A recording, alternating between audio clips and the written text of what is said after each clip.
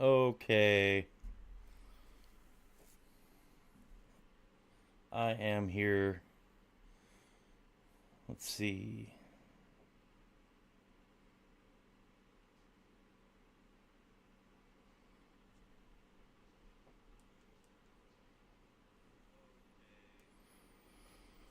Dolphins fans, thank you for tuning in and choosing to watch this little lesser known YouTuber named Frozen Fans Fan. That's me. I'm just wanting to cover some of this stuff here. I haven't been on it about a week. Um, since, everybody knows about the whole TikTok fiasco. Apparently, the editing software that I use, which is CapCut, was a part of the conglomerate of TikTok. And when TikTok became banned for that short while in the United States, guess what happened to my editing software? It got shut down. So until CapCut, now TikTok is back, CapCut is not back, and until CapCut does come back, I've got no editing software. I'm not going to switch out of CapCut until I run out of my pro editing membership. So if it doesn't come back, I'll get a new editing software and I will learn that whole deal again. But I don't really want to deal with that unless I have to, because I'm not really the most technologically inclined person, and having to switch editing software sounds horrible to me. So we'll see how it goes. I'm waiting to find out if CapCut is coming back. People are saying that it's going to, and CapCut is saying, hang on, give us some time here to work this out. Um, yeah, so until I get my editing software back, or until I switch to a new editing software, I'm not going to be making videos. I'm just going to be doing live streams. So hopefully that doesn't last too long. I do like making my videos. But here we are, and I wanted just to sit down for an hour or so and talk about some of the stuff that's been going on around the NFL and with the playoff games that have been going on and trends that I'm noticing and seeing. And I mean, these are all things that I already kind of knew, um, but the whole operation of what's been going on in the NFL with these playoff games has kind of proved a theory of mine and a lot of other YouTubers and media members and people who are covering these games. So it's definitely um, it's sad in one way knowing that you were right, and then it's good in another way knowing that you were right. I'm not sure how to explain that any better. Uh, and it could, point to the fact that we're in a little bit of trouble here moving into the season, or it could point to the fact that we're not really in too much trouble. It just depends on if Chris Greer wants to do what he's supposed to do, what he said he's going to do, or if he's just full of crap and is going to continue on his route with, F them picks and give me a fast 5'8" receiver in the draft. We'll see. We'll see. Um, it's the off season, so we have time to sit here and pick apart and analyze and look at all this stuff that's been going on. So that's what we're gonna do. I'll get on here every few days at least and have open chats. And if anybody has questions, if anybody joins in, they're more than welcome to ask, and we'll just go from there. Um, it was an interesting week of football, that's for sure. I was a little shocked with one of these games. I expected Kansas City to win. I mean, they beat Houston 23-14, and just about everything that happened in that game I expected. I mean, and most people who've watched Kansas City play football, even if you're a Kansas City fan, let's be real. You guys have refs.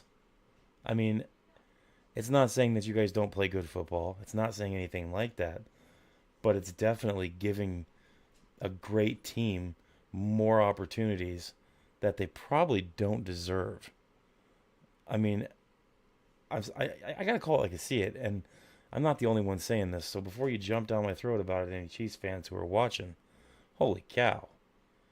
y'all got some refs on your side, man. I don't. So many plays. I mean, that roughing the quarterback call. Holy crap! Come on, he didn't even get touched. The two Houston Texans players hit each other. Mahomes was below him, and don't tell me, oh, they could have. They just might not have seen it on the field and threw the flag. Well, then they should have changed it. They should have looked at it. They should have radioed down and said, hey, that wasn't what you guys threw the flag for. It needs to be fixed. It's just it sucks. And like I said, not taking anything away from the Chiefs. I'm not saying they're not a good team. They're a great team. They have a great quarterback. They've got solid players up and down that roster. But man, the last team that needs any help is the Chiefs. They don't need help from the referees. And I kind of feel like that's what they're getting. And it's kind of seems unfair. But I mean, I expected Kansas City to beat the Houston Texans.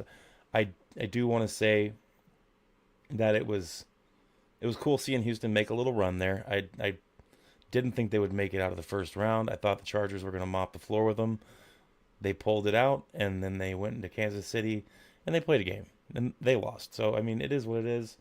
Could have been way worse. So congratulations to the Houston Texans. You guys had a successful season, and in the midst of Stroud not playing his greatest this year, a little bit of a sophomore slump, he still did pretty good, and took him to a playoff victory, and got him into the divisional round of the playoffs. And congratulations to the Houston Texans. Congratulations to the Chiefs, moving on and going to face off against the winner of the Baltimore Ravens and the Buffalo Bills. And that game, whoo, that was a good game. Man, that was a great game. It looked like Buffalo was just gonna stomp all over them there for a while, and then Baltimore came back. Buffalo didn't score in the third quarter at all, and Baltimore, let's see, they were down 21-10 at half, 21-10 at half. Buffalo was they were starting to walk away. And then they came out after halftime, and the Ravens rattled off 9 straight, and they were right back in it. And each team scored 6 points in the fourth quarter. Realistically, the Ravens would have won this game if it wasn't for their tight end. Had a few terrible plays there. Couldn't hold on to the ball, fumbled it. Mark Andrews just, it was bad. He had a bad day. And he could have had a really, really good day. He still had 61 yards, 5 catches for 61 yards, no touchdowns. But he had that fumble that was huge, and then the incomplete pass that was heartbreaking. It was a good ball thrown, and it was right in the corner of the end zone. And if he would have caught that ball, I mean, he had the space, and just got his body slightly contorted. And when he did that, just the ball, plopped out of his hands, and that was it. That was the game. So congratulations to the Buffalo Bills. Buffalo Bills. But they won. They beat the Baltimore Ravens, and they're moving on to the AFC Championship game against the Kansas City Chiefs. Now, in the regular season, obviously Kansas City Chiefs had a better record, so the Kansas City Chiefs will be playing at home in this game. That means Buffalo has to travel to Kansas City. Now, I'll get into the AFC and NFC games here in a minute, but that's what it's going to be. It's going to be the Buffalo Bills versus the Kansas City Chiefs in Arrowhead Stadium. That is going to be a cold game. And we have two teams that are used to playing in the cold, that know how to play in the cold. It's going to be a great game. We'll talk about that in a little bit here. The next one, let's look at those NFC games. We talked about what we didn't talk about. We talked about the other AFC games, Kansas City, moving on. Washington Commanders at the Detroit Lions. I never in a million years would have picked the Commanders to win this game. It was incredible. Commanders rattle off 45 points against the Detroit Lions. Now, the Detroit defense was hobbled severely. They have so many injuries.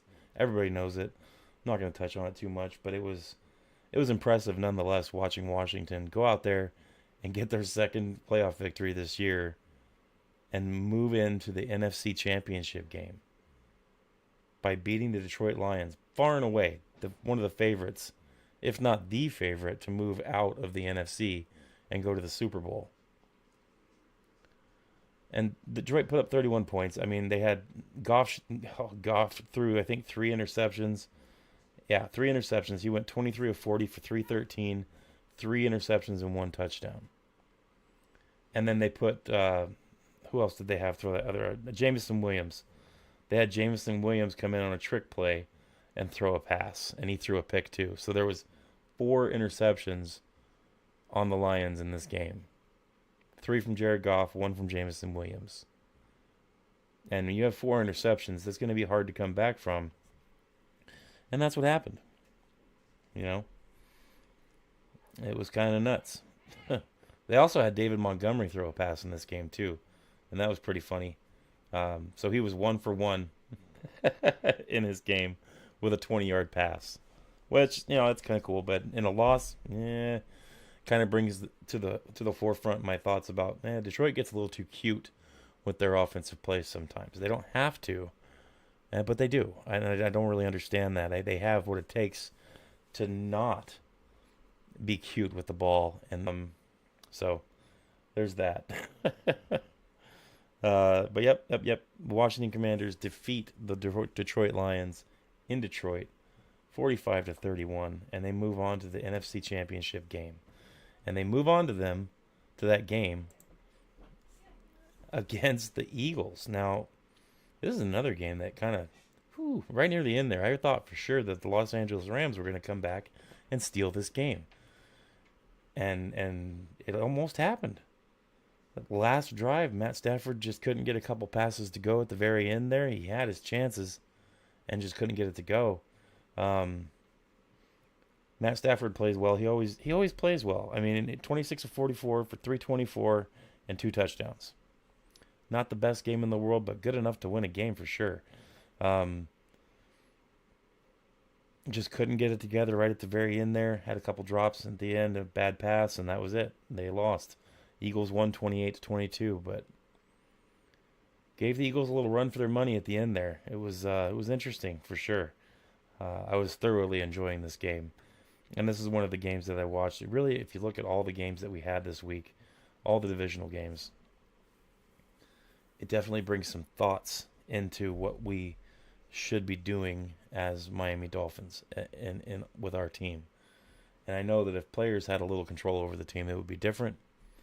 I'm not even going to deny it. I'm going to agree with the fans here and say, yeah, things would be a little different. Because apparently it just takes our owners and our front office an extra few years to figure out what we've been saying for those 3, 4, 5, 25 years. So, I'll get into that in a second.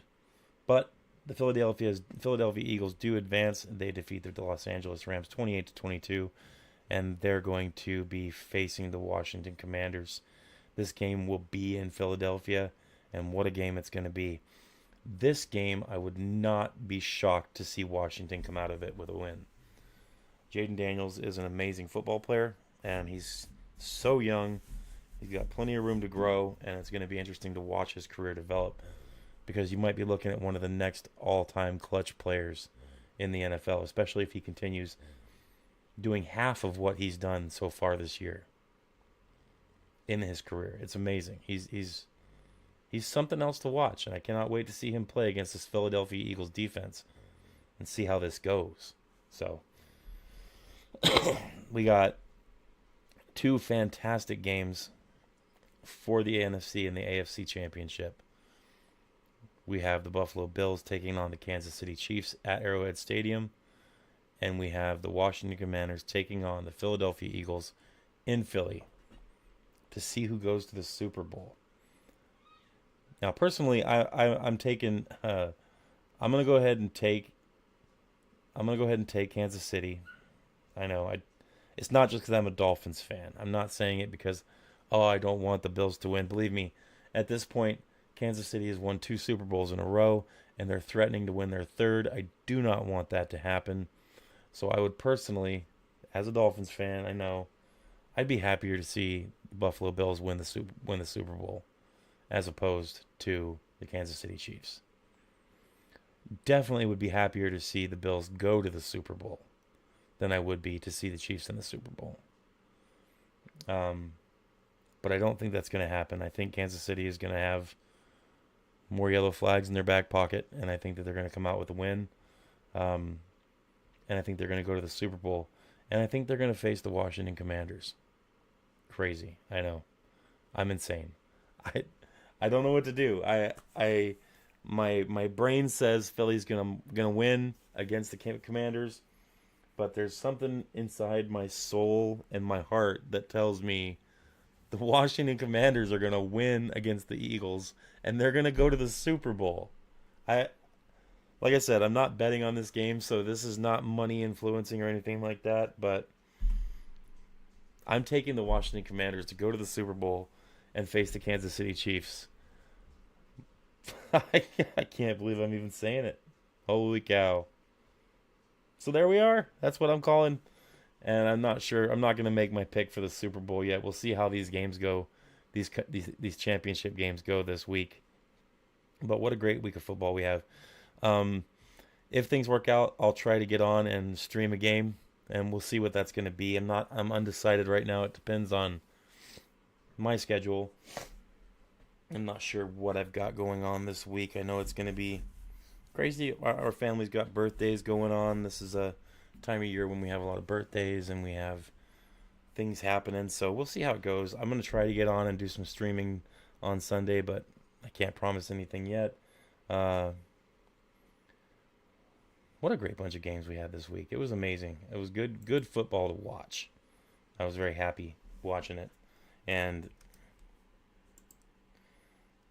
I guess we'll just see what happens with it.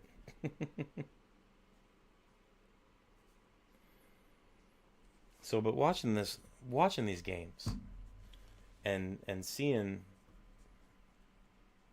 these teams have success and some not have success in the playoffs, and witnessing all this stuff, it brings a couple things to mind and a couple thoughts. Number one, in the NFL today, you need a few things in order to win football games. And none of this should be a surprise to any of you. Believe me, the fan base seems to be very intelligent, albeit somewhat dismayed and negative at this point. But can I blame you guys? No. I certainly don't blame any Dolphins fans for being upset about the way things are going. But if you look at the commonalities of the teams that are still in it, the 4 teams that are in, you look at those commonalities. There's some things that they all have. Number one, they all have a fantastic offensive line. They have some of the best offensive lines in the game. Top 5, all of them. They're top 10 for sure, all of them. They also have a top 10 defense. So they have top 10 offensive lines and top 10 defenses. You have got to have those things in order to make it deep in the playoffs.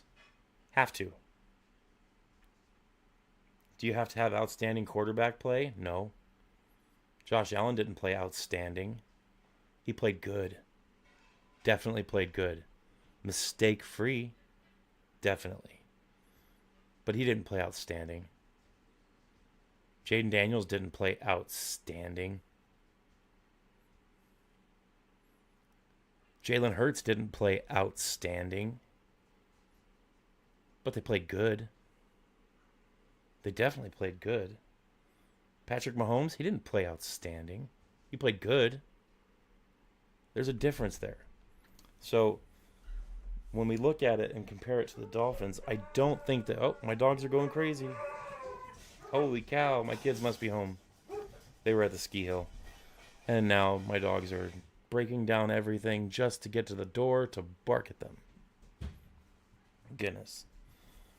But the Dolphins they don't have some of these things. Now, the main thing that pops into my mind is we've got a trash offensive line.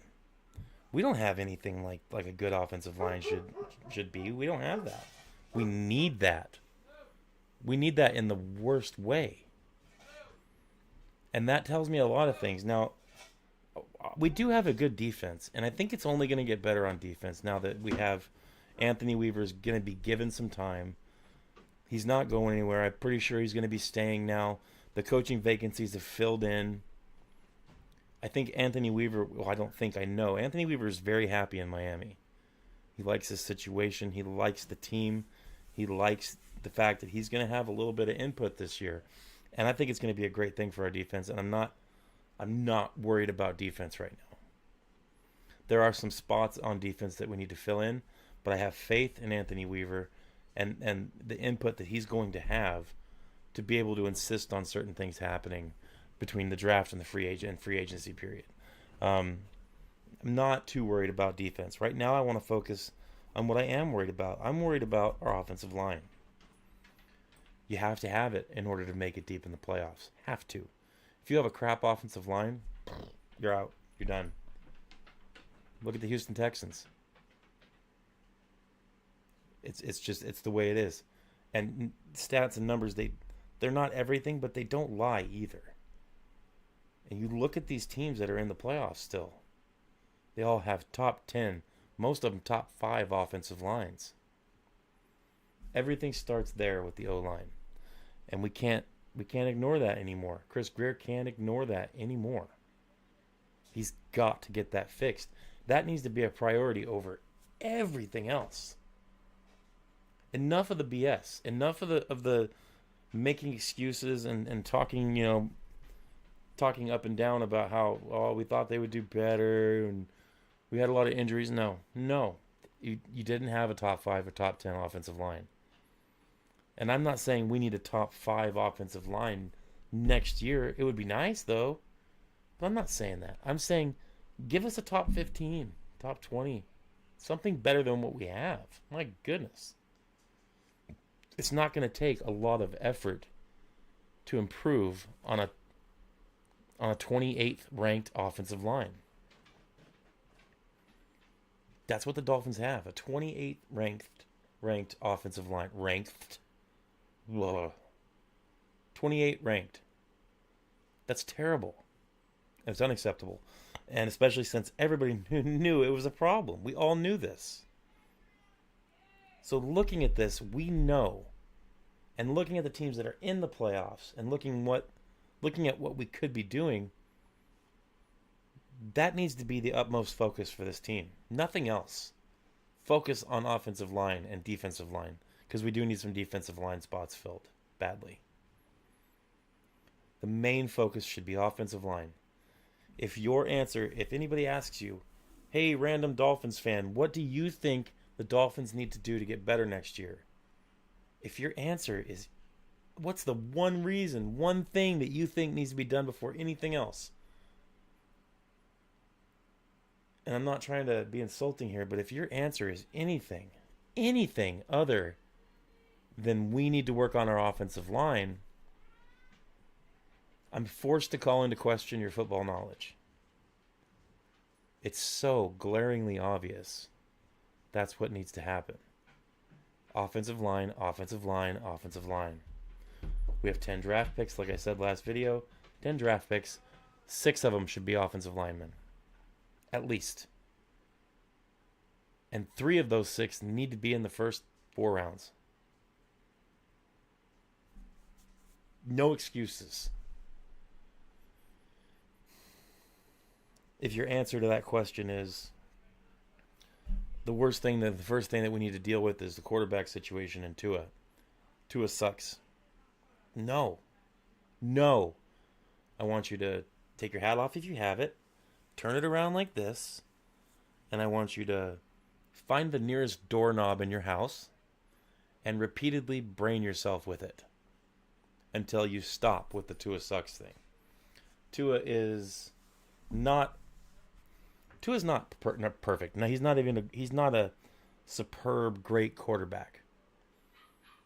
I'm not saying he's that. I'm not saying he's perfect. I'm not saying he's elite. I'm not saying he's all-star quality. I'm saying he's a good quarterback. And I'm saying that if he had the opportunity to play football behind an offensive line that wasn't completely inept, I'm telling you, you would see different things. I'm not saying you'd see elite football play, but you would see much better football play. You'd see more wins. You'd see a more well-rounded offense. You'd see a definite improvement with our running game, which would in turn lead to an improvement in our passing game. You'd see those things. You'd see our offense improve in nearly every output aspect of offense just by fixing our offensive line. It wouldn't take much. The problem isn't our quarterback. The problem isn't our running backs. The problem, as much as I don't like Tyreek Hill right now, the problem isn't our wide receivers. The problem is our offensive line. The problem is that we've put 3 or 4 different blueprints for different kinds of offensive lines, mixed them together, and then thrown in a bunch of second string and backup players and said, "Up, there's our offensive line. There they are. Look at them. They're playing together." That's what they did. There's different ways to build an offensive line, and when you make a hodgepodge of 2 or 3 different ideas on how to build an offensive line and throw them together with backup players, you get the Miami Dolphins offensive line for the 2024-2025 season. It's got to change. Change that, everything else is going to immediately improve. Guaranteed. And if that's the case, which it is, a deductive mind could reason that.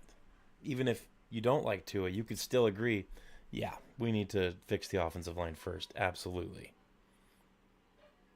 It's just the way it is. So with that, how could you make an evaluation on any of these other positions on offense knowing that they're playing behind one of the worst offensive lines, not only in the NFL this year, but one of the worst offensive lines as a whole for the last 10 years? The Miami Dolphins offensive line has been horrible for a long time. Why? Because we haven't addressed it. They try to put a Band-Aid over a gaping wound by drafting one player out of in the top 4 rounds every other year. That's what they do. And they try to put that Band-Aid over it, and it's not stopping the bleeding. Attention needs to be paid in a different way, not just with one thing, not just with one stupid little draft pick. Oh, here's our solution. We have a rookie. It's not enough. And I'm not saying that Patrick Paul is a bad player. I'm not saying he's bad. I'm saying he's good. I like him. He's learning. He's going to be a lot better. Patrick Paul is going to be good. He played well this year for a rookie in the times that he did play, and I think it's just going to get better. So I'm not saying he's bad, but it's not enough. A draft with lots of picks needs to be invested heavily in the offensive line. 1 year. They need to do it. They need to cave and sacrifice the fact that, oh, we're not going to be able to get any sexy, pretty, speedy players this year. We're not wasting our money on that. You can't evaluate anything on the offense without fixing the offensive line.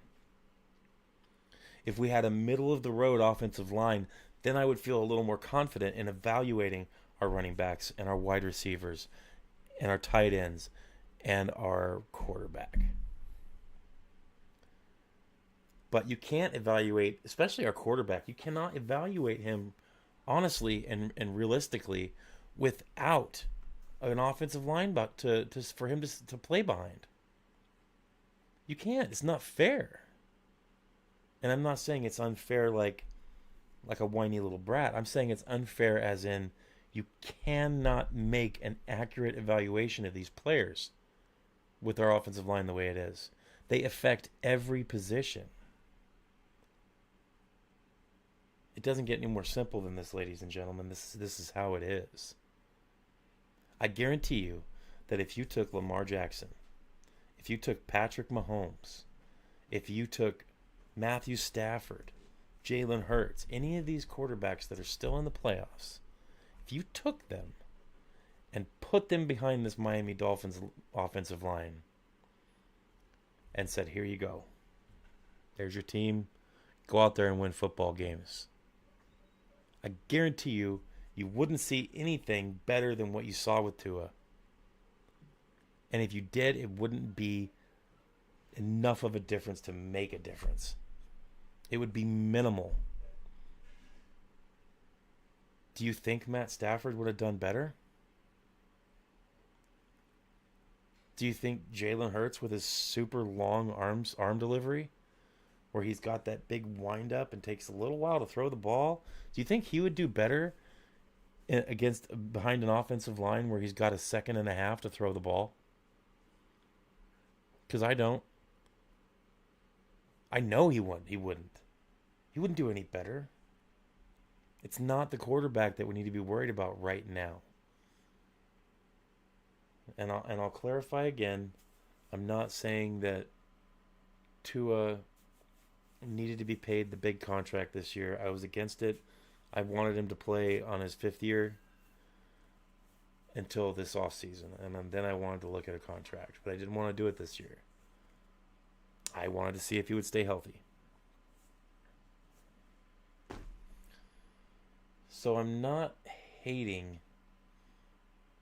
on our quarterback. I'm not saying he's the best in the world. I'm not saying he's elite.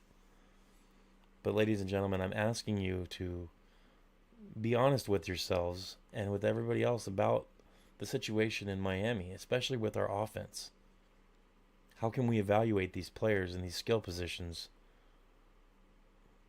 when we have one of the worst? I know the ranking is 28th, but I still think we have one of the 2 worst offensive lines in the NFL. How can we do that? How can we make an evaluation when we know they're playing behind one of the worst offensive lines in the NFL? We can't. We just can't. It's not accurate. And this is what happens. We make these evaluations, this team does. They make these evaluations, and instead of fixing the offensive line, they go ahead and they make the evaluations of our skill players, and they let players go. And then what happens to those players when they go somewhere else, guys? Anybody, ladies and gentlemen? What happens? They let those players go, and they turn around, and they play great. Well, it figures so-and-so playing great for so-and-so's team, and they played like trash for us. There's a reason for that. It's because of our offensive line. It needs to be changed. Once that changes, then we can start making accurate evaluations. I don't want to hear anybody talking about making evaluations on these players with this offensive line in the condition that it's in. Which is why I think Miami Dolphins really just need to make a freeze on our skill positions this year. The only thing I can think that we could really use in our skill positions for offense, I really think we could use a very tall, brutish receiver. And there'll be some in the draft. There'll be some in free agency. We don't have to look very hard for those. But that's the one thing in the skill tree that I think we need. Other than that, I'd be happy running it back with our skill players on offense. It's that offensive line that I'm really worried about.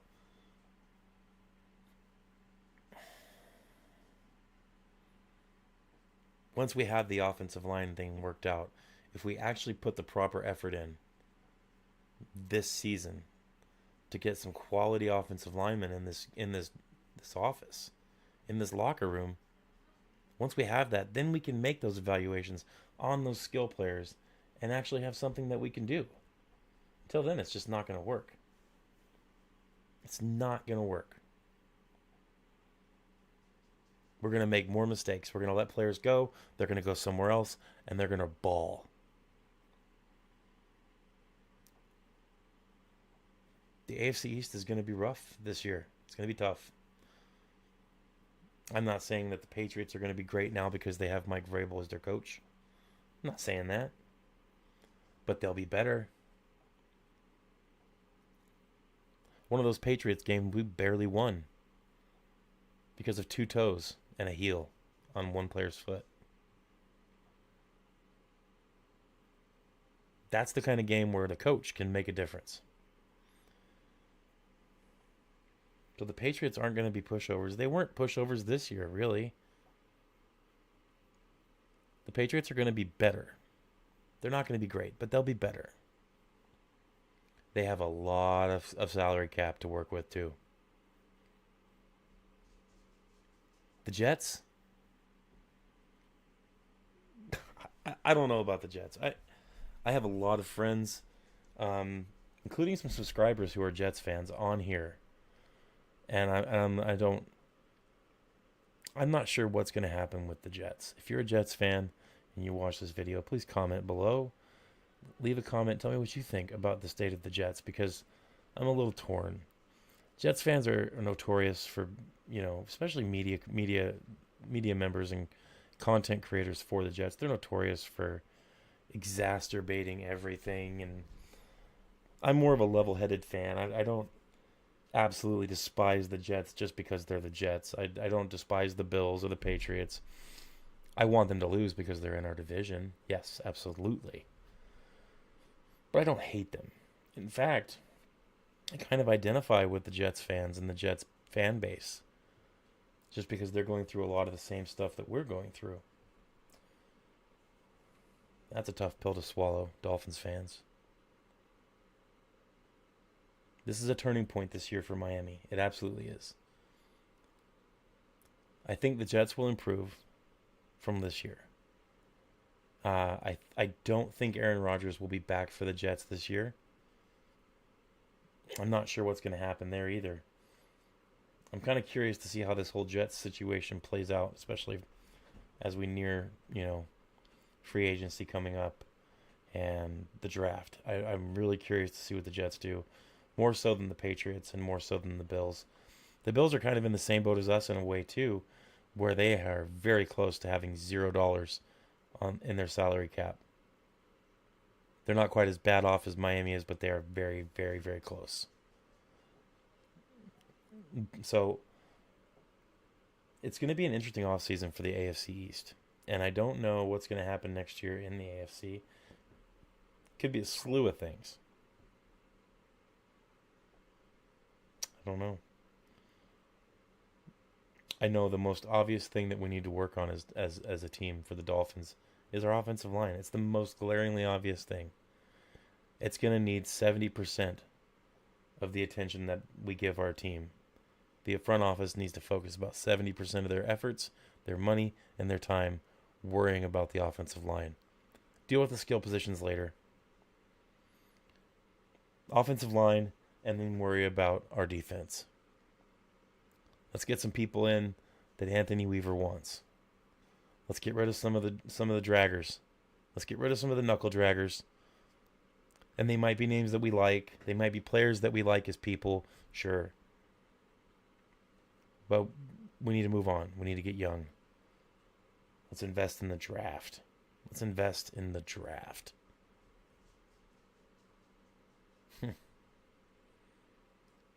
But I tell you what, this is it's a turning point for Miami. This year is either going to be immensely worse or immensely better. This isn't going to be we finished 8-9 again. We barely missed the playoffs. I don't think it's going to be that way. I think it's going to be feast or famine for Miami this year. 3 wins or 3 losses. Time will tell. But as we sit here, your Miami Dolphins, at least as far as fans go, I know we're jaded. We need to stay up. We need to stay hopeful. That doesn't mean stay blind and stay stupid.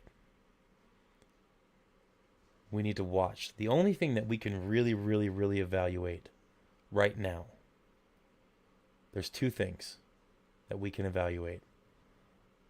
Our offensive line. number one. We can evaluate that. We can talk about that. That's obvious.